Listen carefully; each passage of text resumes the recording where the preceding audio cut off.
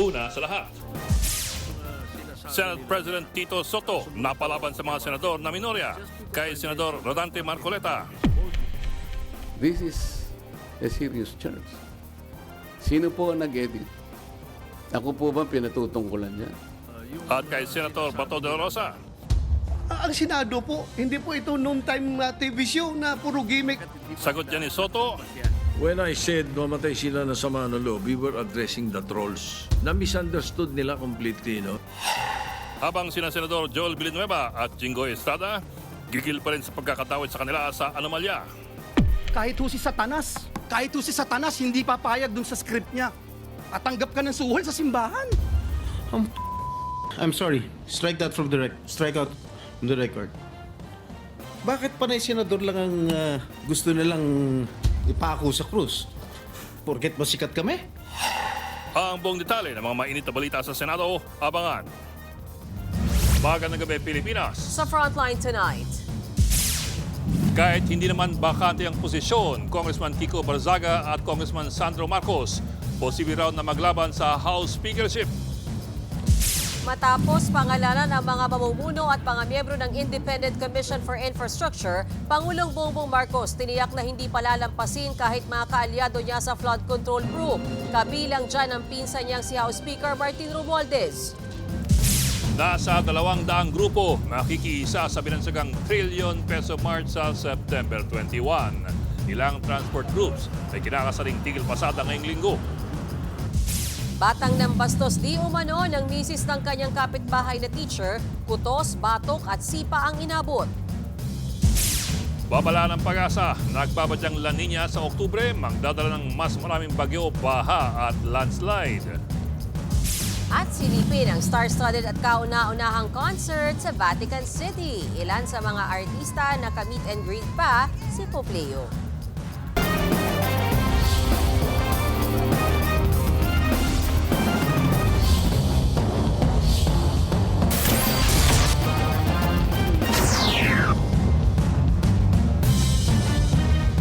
Magkanong ninakaw ng mga balasubas? Yan po ang tanong ng Pangulo na dapat to masagot ng Independent Commission on Infrastructure. Wala raw sasantuhin kahit pa si House Speaker Martin Romualdez. Nasa frontline ng balitang yan si Maricel Halili.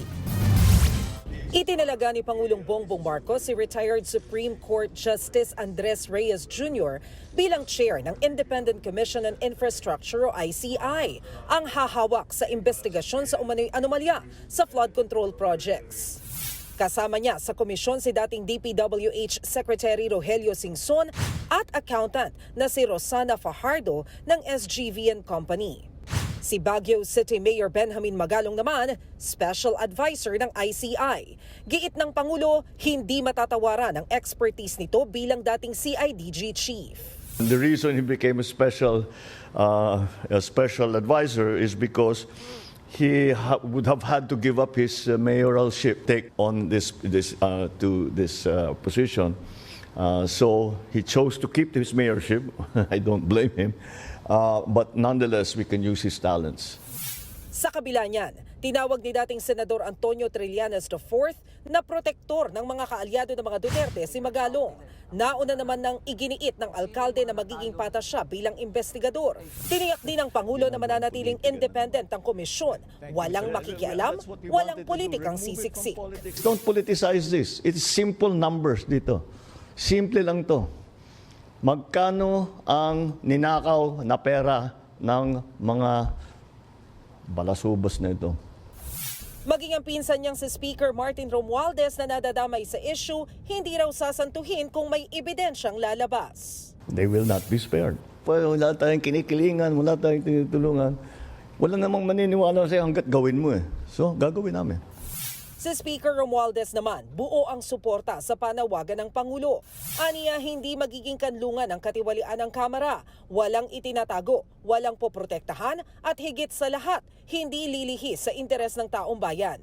Makikipagtulungan daw sa ICI si Romualdez. At dahil sa tindi ng anomalya, walang pondong ilalaan para sa flood control projects para sa 2026. Kinumpirma naman ng palasyo na hindi na personal na dadalo si Pangulong Marcos sa United Nations General Assembly sa susunod na linggo sa New York sa Amerika. Yan ay para tutukan ang mga isyu ngayon sa bansa.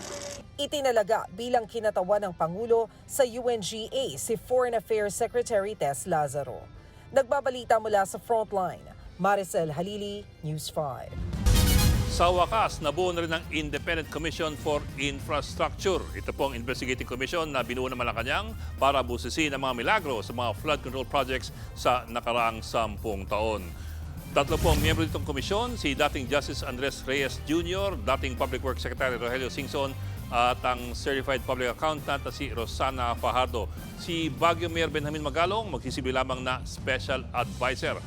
Ayon sa EO94, iimbisigan ng komisyon ang mga flood control projects sa nakaraang dekada at aalamin kung saan nangyari ang mga milagro at kung sino ang mga magikero. Ngayon, kung babasahin mo lang ang powers and functions ng komisyon sa Section 3 ng EO94, mukha naman pong makapangyarihan ito. Kaya po nitong magsapina ng mga testigo, mga dokumento, humingi ng mga bank statements at contracts, at magrekomenda ng freezing or seizing ng mga assets at mga properties. Pero ito po, may legal na butas ang komisyon dahil binuo lamang ito ng isang executive order at hindi po ng isang batas. Sa totoo lamang, limitado ang kapangyarihan ng komisyon. Halimbawa po, sa Section 3, may kapangyarihan po itong ipasapina o ipatawag ang mga testigo. Pero, paano kung ayaw magpakita ng testigo? O kung ayaw niya magsalita sa harap ng komisyon? Wala pong kapangyarihan ng komisyon na parusahan ang pinasampina dahil wala po itong power to hold in contempt, gaya halimbawa ng mga komite ng Kongreso at Senado. Ang pwede lamang po nitong pilitin ay ang mga kawani ng gobyerno. Sa Section 4, nakalagay na ang isang government official ay maaaring i-subject to administrative or disciplinary action. Pero kung private person pong umayaw, wala po itong magagawa. Ito pa, isang trabaho ng komisyon ang humingi ng mga bank records. Pero sa totoo lang, ang kailangan ng komisyon ay magpetisyon sa ibang mga ahensya na ipa-release ang mga bank records. Dahil wala po itong sariling kapangyarihan na buksan ang mga bank records dahil po sa Bank Secrecy Law. Kailangan kasi niyan po ng isang court order. Kahit ng Anti-Money Laundering Council o AMLAC, hindi po basta-basta nakasilip ng mga bank accounts ng wala pong court order. Ang exception lamang po nito ay mga kaso ng kidnap for ransom, hijacking, terrorism o drug trafficking. So anong solusyon para tapalan ang mga butas nito? Kung magpasa ang Kongreso ng isang batas na bubuo ng isang makapangyarihang komisyon na mag-iimbestiga ng mga katiwalian sa flood control projects. Ang tanong lang siyempre, handa ba ang Kongreso mag-utos ng investigasyon na maaaring ikasabit ng mga miyembro nito? Nangangampanya raw bilang House Speaker si Cavite 4th District Representative Kiko Barzaga. Sinabi yan ng National Unity Party kasunod ng plano nilang ethics complaint dahil sa inaasal ng kongresista. Nasa frontline ng balitang yan si Marian Enriquez. Tayo po na nakaupo, subukan nyo namang tumayo. At baka mamyaw-meow-meow, meow-meow-meow, mamyaw-meow-meow. Magbabago ng House of Representatives. Mula sa mga pagpaparinig hanggang sa mga pagbanat sa social media sa mga kapwa kongresista, senador, miyembro ng gabinete, hanggang kay Pangulong Bongbong Marcos. Sa ganyang paraan nagba-viral ngayon si Cavite 4th District Representative Kiko Barzaga. Ang asal na yan ng kongresista, ikinapuno na raw ng National Unity Party, kaya maghahain ng NUP ng ethics complaint laban sa tumiwalag nilang miyembrong si Barzaga. I know he is not well. We cannot allow this behavior to be unresponded to. It causes damage, not just to the people around him, not just to his family, not just to his party. It causes damage to the country and the society as a whole. Ayon pa kay House Deputy Speaker at NUP Chairman Ronnie Puno, sumugod si Barzaga sa opisina ni Presidential Son at House Majority Leader Sandro Marcos para manghingi raw ng suporta sa pagtakbo bilang House Speaker. Sabi niya, everybody sit down. No? I want to tell you about my plans for what to do with Congress. Sabi niya, I am running for Speaker. Ikaw, sabi niya, if you will join me, I will make you Deputy Speaker. Si Majority Leader, siyempre, was the gentleman that he is, pinabayaan lang siya. May post din si Barzaga na posible silang magtapat ng Batang Marcos sa House leadership. What is this? 'Di ba? Yan ba matinong, it is crazy. Nag-ikot din daw sa plenaryo si Barzaga para ikampanya ang sarili bilang speaker. Pero sa isang post, sinabi ni Barzaga na nagkakamali si Puno. Kapayapaan daw ang kanyang panawagan. Masyado raw detached si Puno sa pangkaraniwang tao kaya hindi niya alam kung hanggang saan ang pwedeng gawin ng ordinaryong mamamayan para makakuha ng hostisya. Ayon sa House Rules, ilan sa mga sanksyon na maaaring irekomenda ng Ethics Committee kung sakali ay mula censure, suspension o expulsion sa Kamara. Nagbabalita mula sa Frontline, Marian Enriquez. News 5. Sa mataas na kapulungan naman, nakakaisang linggo pa lang ang nagbabalik Senate President na si Tito Soto, may umuugong agad na panibagong kudeta para magpalit ng liderato sa Senado. Tiyempo pang hiwalay na nagpulong ang Senate Minority at Majority. Narito ang aking report. Sa gitna ng ugong ng panibagong kudeta sa Senado, pa-launch ang panlaban ng Majority Bloc. 12 sa 15 senador ng Majority dumalo sa launch kasama si Senate President Tito Soto. Absent sina Senator Lito Lapid at Pia Cayetano, habang naka-maternity leave na si Senator Camille Villar. Is the majority solid, sir, by now? Yes, I think so. We were together at lunch. Nagsabi naman sa akin kasi isa may hearing, yung isa naman was going to be late talaga. Nitong weekend, umugong ang balitang kudeta sa Senado. Sabi dyan ni Soto, There is no such thing. That was the talk among us. ang launch na pinatawag ni Senate President Tito Soto sa mga miyembro ng mayorya, show of force nga ba? Sabi ni Soto, hindi naman daw. Ugali lang niya bilang leader ng Senado na magpatawag ng pulong linggo-linggo.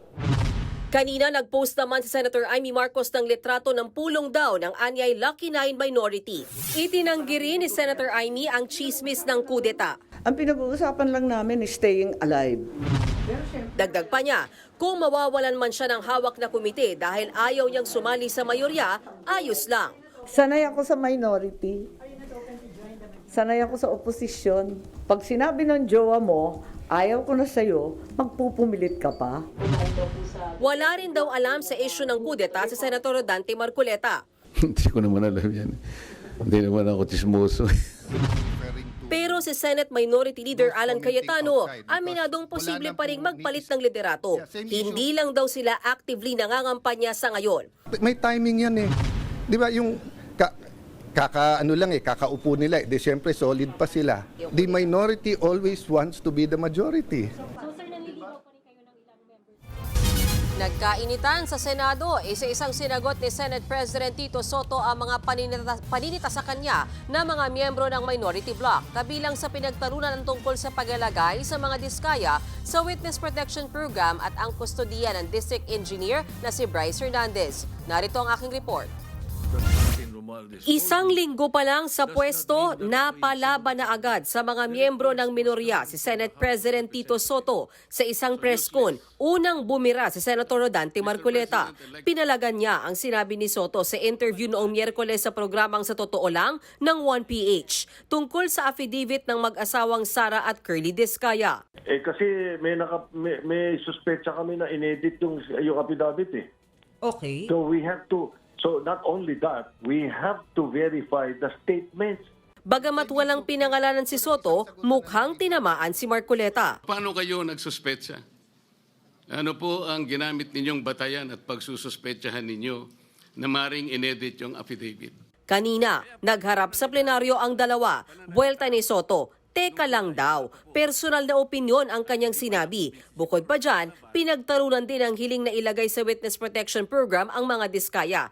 Pinapalagan niya ng Senate President. Bakit daw? Kung mismong taong bayan, guilty ang tingin sa mga diskaya. Magkakaroon ng immunity from criminal prosecution. So kung natatakot sila sa kanilang security, bilyon-bilyon ng pera nila eh. Ang dami nila pwedeng bayaran ng security guard eh. Kahit 1,000 security guard kaya nila eh. Bakit kailangan ang gobyerno? Bukod kay Marcoleta, nagkatensyon din si Soto kay Senator Ronald Bato de la Rosa. Dahil din yan sa isang interview ng Senate President kung saan tinanong siya kung anong sagot niya sa mga troll na nagsasabing tuta siya ni House Speaker Martin Romualdez. Kaugnay ng kine-question ng minority tungkol sa kustodiya ng dating DPWH Assistant District Engineer na si Bryce Hernandez. Ang eksaktong sagot dyan ni SP Soto, quote-unquote, yan ang gimmick ng minority. Hindi ba nila naiisip na baka si Martin ang tuta ko? Dagdag pa ng Senate President, quote-unquote, where is parliamentary courtesy? Of course, sigurado yung mga trolls wala noon at hindi nila naiintindihan kung ano yung parliamentary courtesy. Kaya siguro ganun, hayaan mo sila, mamatay sila sa sama ng loob. Na bad trip dyan si De La Rosa na agad namang tinabla si Soto. Ang Senado po, hindi po ito noontime TV show na puro gimmick ang ating tinitikap dito. When I said mamatay sila na sama ng loob, we were addressing the trolls. Hindi po kami mapatay sa sama ng loob dahil hindi na po masama ang loob namin dahil tanggap na namin na kami ang minority. Na-misunderstood nila completely. Sinigundahan naman ni Senate Minority Leader Alan Peter Cayetano ang paninita sa kustodiya ni Hernandez. Ikinulong ito sa PNP Custodial Center matapos tumistigo sa Kamara. Pagkatapos, inilipat sa Pasay City Jail at ngayon, nabalik na sa Senado. Wala daw approval ng plenaryo ang paglilipat kay Hernandez. Yung mismong witness, siya nasusunod eh. Sinabi niya dun sa House wag niyo na ako ibalik sa Senate, hindi siya binalik. So yes, initially, the issue was not where. The issue is not where to detain him. The issue is who has authority and ano ang rules natin. Sagot dyan ni Soto. Malinaw sa rules natin eh. A witness cited in contempt may be ordered by detained in such a place as may be designated by the committee alone or andun yung or with the concurrence of the Senate President by either one detention order. So it's the Senate President has the power to do that. Si Bryce Hernandez ang kumanta sa Kamara at idinawit ang pangalan ng dalawang senador sa anomalya sa flood control projects. Sina Senators Chingoy Estrada at Joel Villanueva na hanggang ngayon ay gigil na gigil. Hindi ko alam kung anong mararamdaman nyo kung nasa sapatos ko po kayo. Kahit si Satanas, hindi papayag dun sa script niya. Tatanggap ka ng suhol sa simbahan. 30% commission daw! I'm sorry, strike that from the record. Panay senador lang ang gusto na lang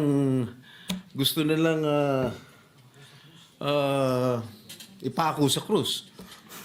Bakit yung mga ibang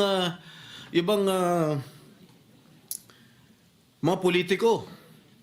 Dahil, porket masikat kami? Parehong miyembro ng minority sina Estrada at Villanueva. Sabi ni Senate Minority Leader Cayetano, magkakaroon ng pagkakataon ng dalawa para depensa ng kanilang sarili. We want to get to the bottom of everything. We want everyone exposed.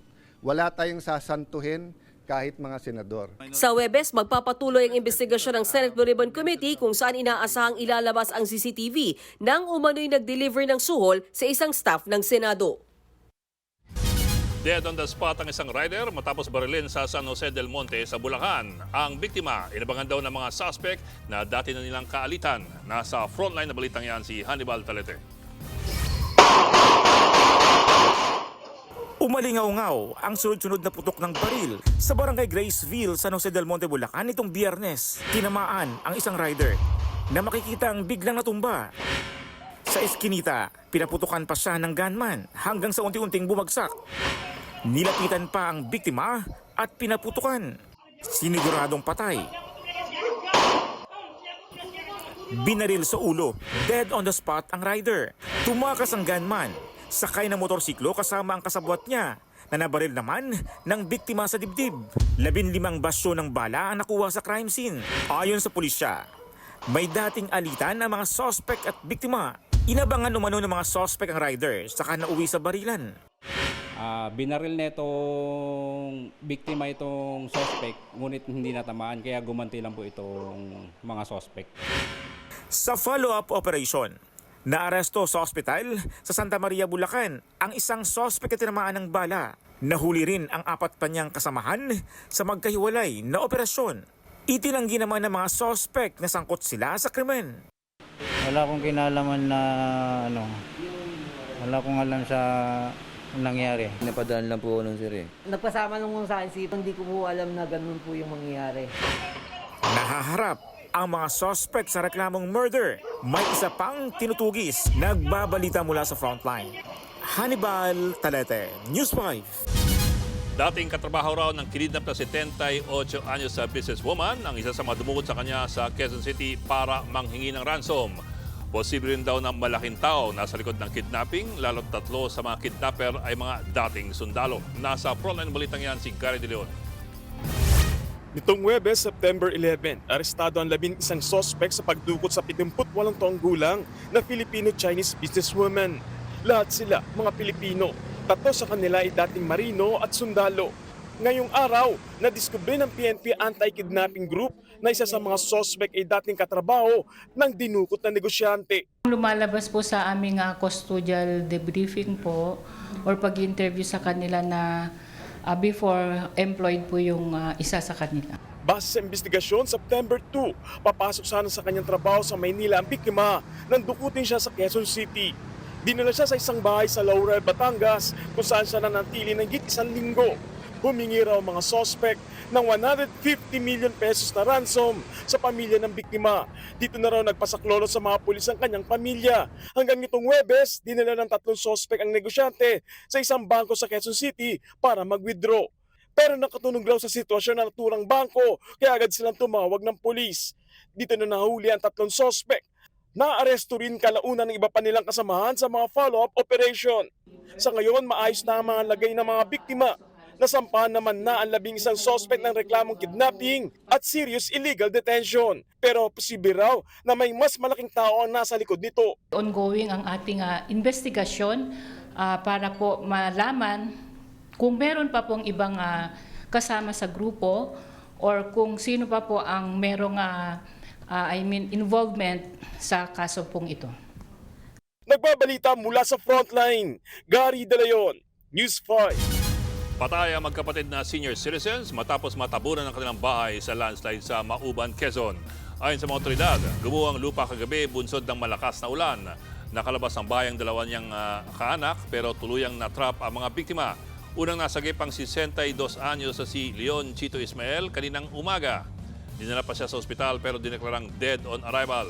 Habang tanghali na makuha ang labi ng kapatid niyang si Divina Ismael Sangkap, 69 anyos.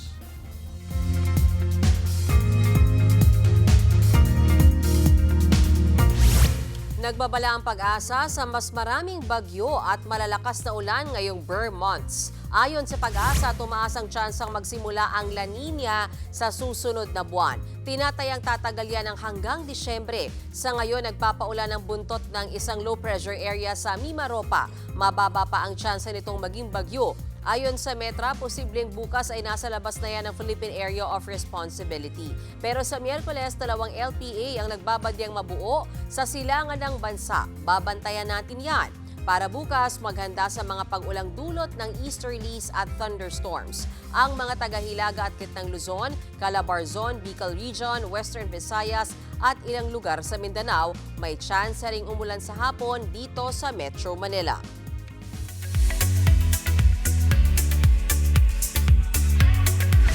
Showbiz tonight na tayo. Unang eksena pa lang pero pasabog na agad ang karakter ni Maris Racal sa Batang Quiapo.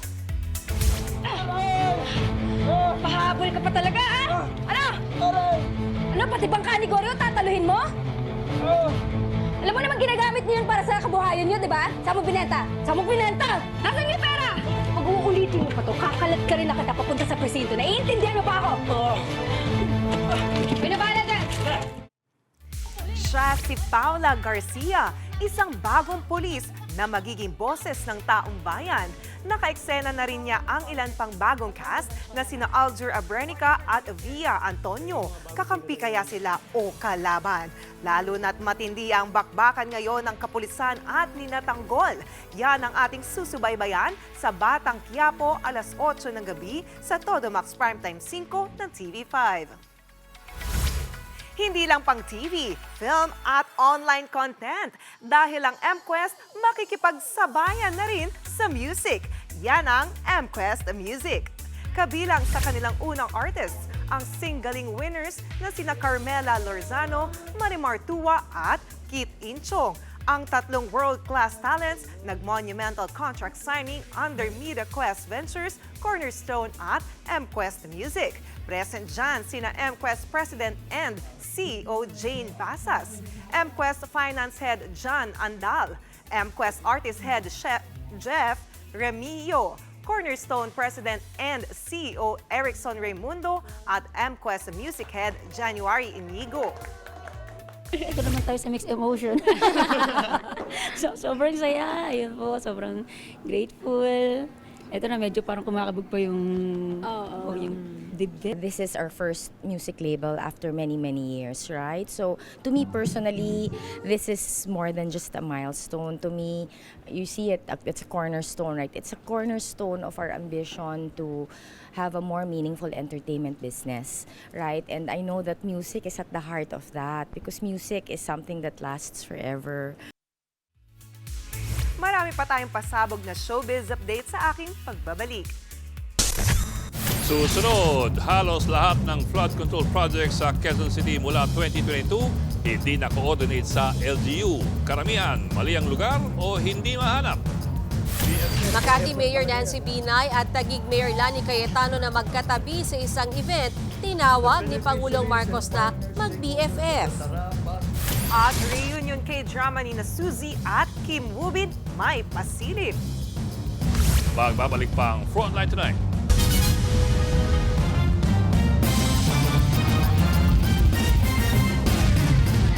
Mga kapatid, Ed Lingaw po, maging maalam at may pakialam sa mga napapanahong balita sa ating bansa.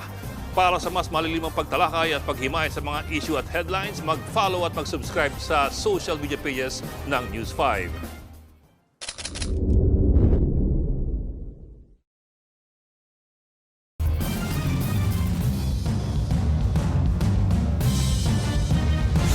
Apat na tao kailangang humawak sa nahuling sawa sa Cebu City.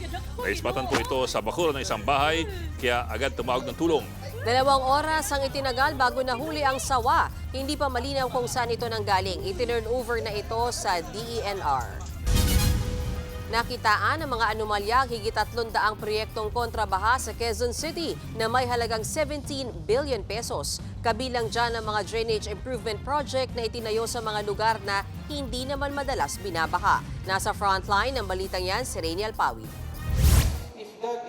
Sa loob ng huling 4 na taon, binuhusan di umano ng 17 bilyong pisong pondo ang Quezon City para sa 331 flood control projects. Ang kaso, may mga proyektong hanggang ngayon hindi pa tapos. Mayroon ding mali ng lokasyon, habang mayroon ding hindi mahanap kung nasaan. Itong lumabas sa sariling investigasyon ng LGU ng Quezon City. Ang masaklap sa higit 300 flood control projects na yan, 2 lang ang na-coordinate sa city government. I'm outraged that this money has been squandered, but I'm aggrieved, meaning malungkot na malungkot, kasi may mga taong wala man lang konsyensya na naisip na waldasin ang pera na ito, knowing that these funds can truly change the lives of their people. Ang conclusion ko, ghost project siya. Pinuntahan ng News 5 ang isa sa mga proyekto sa Barangay South Triangle. Ang presyo niyan mahigit 70 million pesos. Pero kung ikukumpara ito sa record ng QCLGU noong nakarang taon, parang pagpipintura lang ang ginawa sa lugar. It appears wala talagang ginawa sa ilalim. Wala talaga. Kasi nagmamanifest naman dun sa sidewalk talaga na sa surface na wala talagang ginawa. Lumalabas din sa investigasyon ng QC government na 71 sa 117 drainage improvement projects ang tinayo sa mga lugar na hindi naman flood-prone o madalas binabaha. Malaking question din kay Mayor Joy Belmonte ang tila pagkakapare-pareho ng halaga ng ilang proyekto. Iba-ibang lugar at iba-ibang project design, pero parehong-pareho ang halaga ng bidding price o kontrata down to the very last centavo. Tila ba nagkopyahan ang mga contractors sa magiging halaga ng kanilang mga proyekto? Sa kabuuan, 7 sa top 15 contractors na pinangalanan ni Pangulong Bongbong Marcos na nakakuha ng pinakamaraming proyekto sa pamahalaan ang may proyekto sa Quezon City. Ang ilan dyan kumpanya na mag-asawang Sara at Curly Discaya. Sa ngayon, tinurn over na ng QCLGU sa Binoong Independent Commission on Infrastructure ang kanilang findings. Pinatigil na rin muna ang mga proyektong tingin nila mas makakasama pa imbes na maging lunas sa baha, habang pinag-aaralan na rin kung paano isasalba ang ibang proyekto. Nagbabalita mula sa Frontline, Rainiel Pawid, News 5. Iniutos ni Pangulong Bongbong Marcos na ibalik ang clearance requirement mula sa mga lokal na pamahalaan bago ideklarang tapos na ang mga government infrastructure projects sa kanilang mga nasasakupan. Ayon sa Pangulo, mainam daw na masuri muna ng mga LGU ang mga proyekto sa kanilang jurisdiksyon. Sa parang ito raw masisiguro kung tapos na talaga ito at hindi tinipid.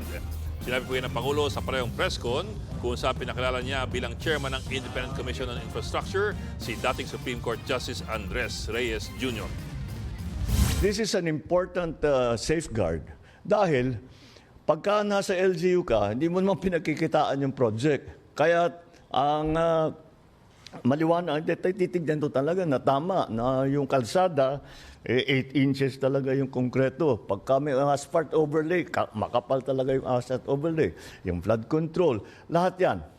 And so, I have instructed the DPWH, and for that matter, all of the departments to return that. Tinanggal in the last administration yan yung acceptance.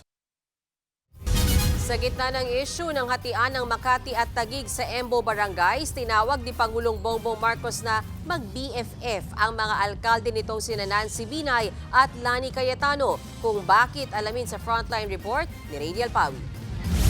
Mismong si Pangulong Bongbong Marcos ang nanguna sa national culminating activity ng Tarabasa Tutoring Program ng Department of Social Welfare and Development. Sa panimula ng kanyang talumpati, napuna ng Pangulo ang magkatabing sina Makati Mayor Nancy Binay at Taguig Mayor Lani Cayetano. Biro tuloy ng Pangulo.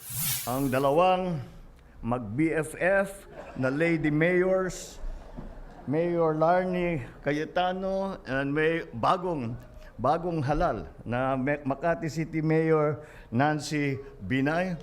BFF forever talaga yan, ha?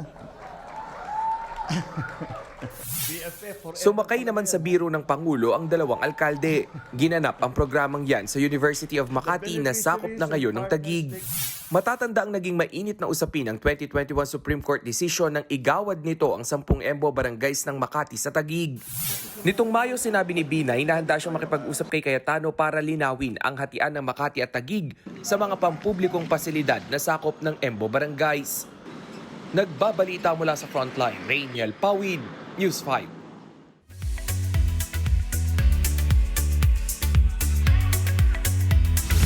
Ikinasal na ang American actor na si Patrick Schwarzenegger sa kanyang model girlfriend na si Abby Champion. Looking stunning in white ang celebrity couple sa ibinahagi nilang photos sa Instagram. Ginanap ang wedding sa isang golf club sa Idaho together with close friends and family. Agad namang bumati ang ilang Hollywood personalities, kabilang ang direktor na si James Gunn. Si Patrick ay anak ng Hollywood actor star na si Arnold Schwarzenegger. Congratulations! Susunod, lalaking PWD sa Laguna na nakit ng batang nambastos daw sa kanyang misis. Pangulong Bongbong Marcos, suportado raw ang malawakang rally kontra korupsyon sa isang kondisyon. At ang first ever concert sa Vatican kasama ang ilang artist na na-meet pa si Pope Leo XIV.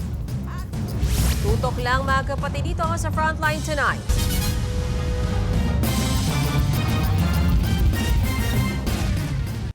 Mga kapatid, Mean Los Baños po, huwag magpahuli sa mga balita at impormasyong dapat ninyong malaman. Para sa mas malawak na balitaan at diskusyon, mag-follow at mag-subscribe na sa social media pages ng News 5.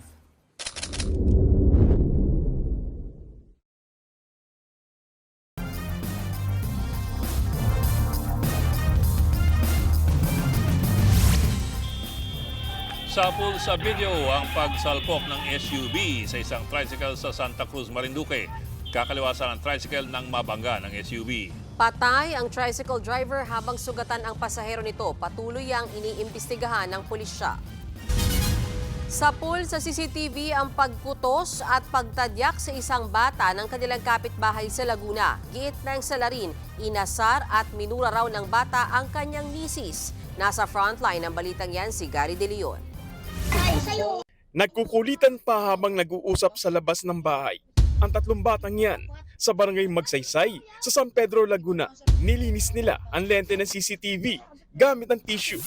Ilan saglit pa, dumaan ang isang ginang at sinita ang mga bata. Sabi mo yung bata na yan. Pastor, sabi, dinidiraan ako. Tangising-ising.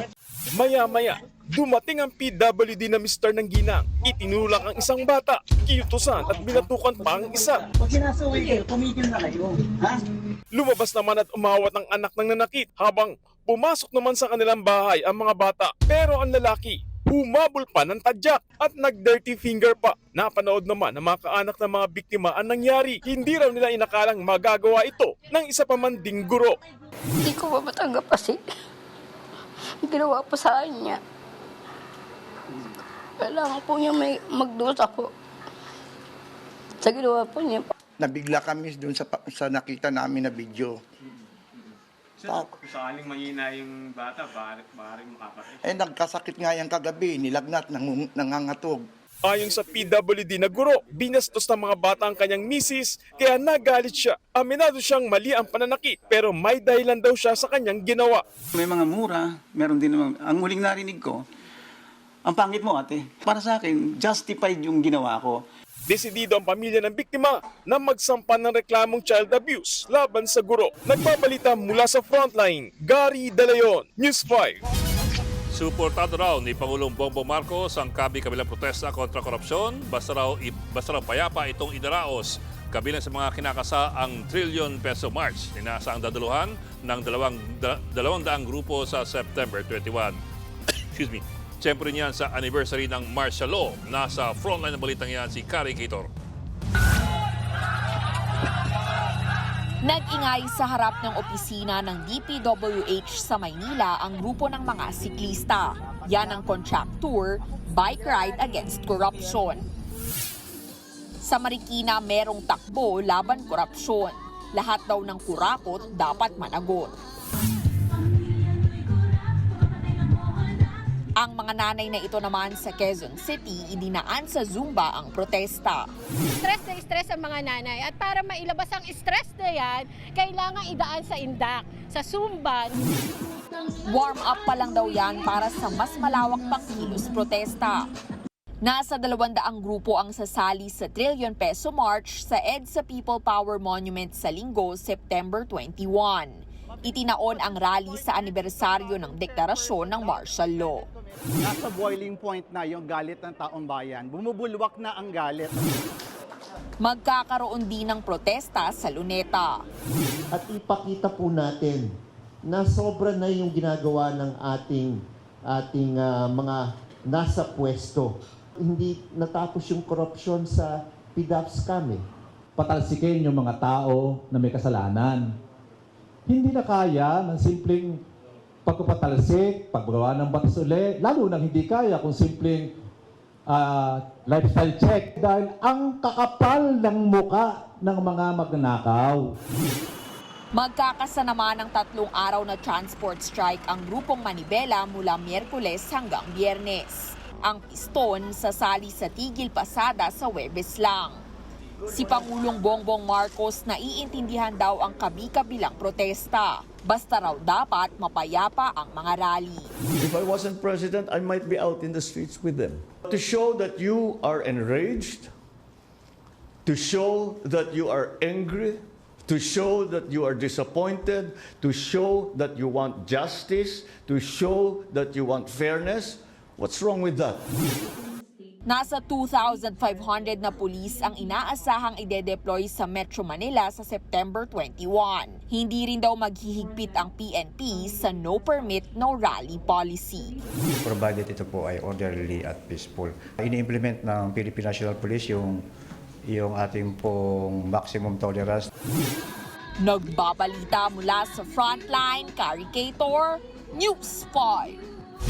Nagkilos protesta ang ilang grupo sa labas ng batas ng pambansa sa Quezon City ngayong gabi bilang pagkondena sa korupsyon sa bansa. Kabilang sa mga lumahok ang mga retiradong opisyal na militar, kabataan, kasapi ng religious at transport groups. Nagbarikado naman sa gate ng batasan ng mga pulis. Ang panawagan ng mga nagprotesta, panagutin sina Ako Bicol Party List Congressman Zaldico, Speaker Martin Romualdez at iba pang kongresista na nakasabwat umano sa korupsyon. Dapat daw maparusahan ng mga nakinabang sa isisingit sa pondo. 3 araw daw silang mangalampag sa Kamara. Abangan, mga bata sa Gaza, nililibang ang sarili sa realidad ng gera sa pamagitan ng breakdancing. At ang pasilip sa muling pagtatambali na Bae Suzy at Kim Woo-bin sa K-drama na Genie Make-A-Wish. Tuloy-tuloy ang balitaan dito sa Frontline Tonight.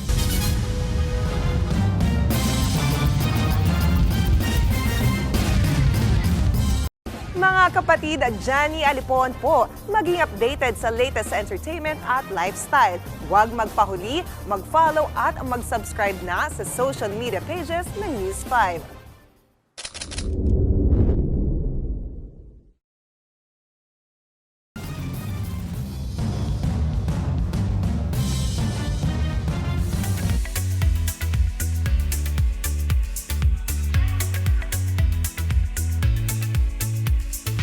Nagsama-sama ang ilang pop artists para sa makasaysayang Grace for the World concert sa The Vatican.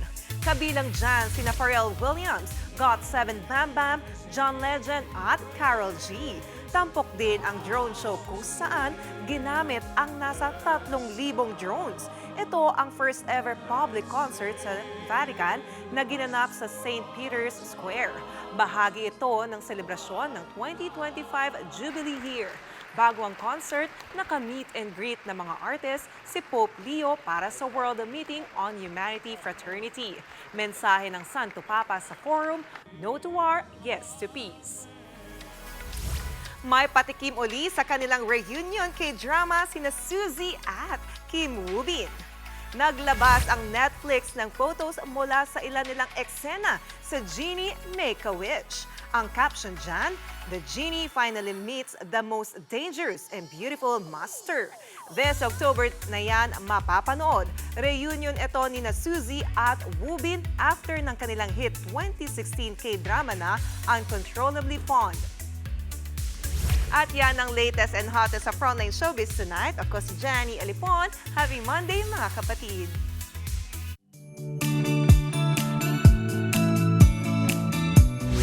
At para naman sa ating pabaong Pampa-Good Night, may hobby ang ilang bata sa Gaza sa gitna po ng gera. Hindi mo aakalaing may pinagdaraan ng tensyon dahil sa galing nila sa breakdancing.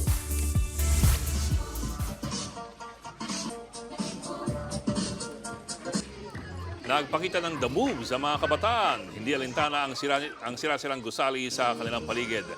Nililibang nila ang sarili sa realidad ng gera. Sila ang young dancers ng Camps Breakers. Ang breakdancing ay programa ng Rise for Gaza para magbigay ng psychological relief sa 70 batang naka-enroll. Talagang giba-giba nga yung background nila. No? Oo nga. At least kaya nilang libangin ang sarili nila. Yes. Baka sakali niyo sabihin.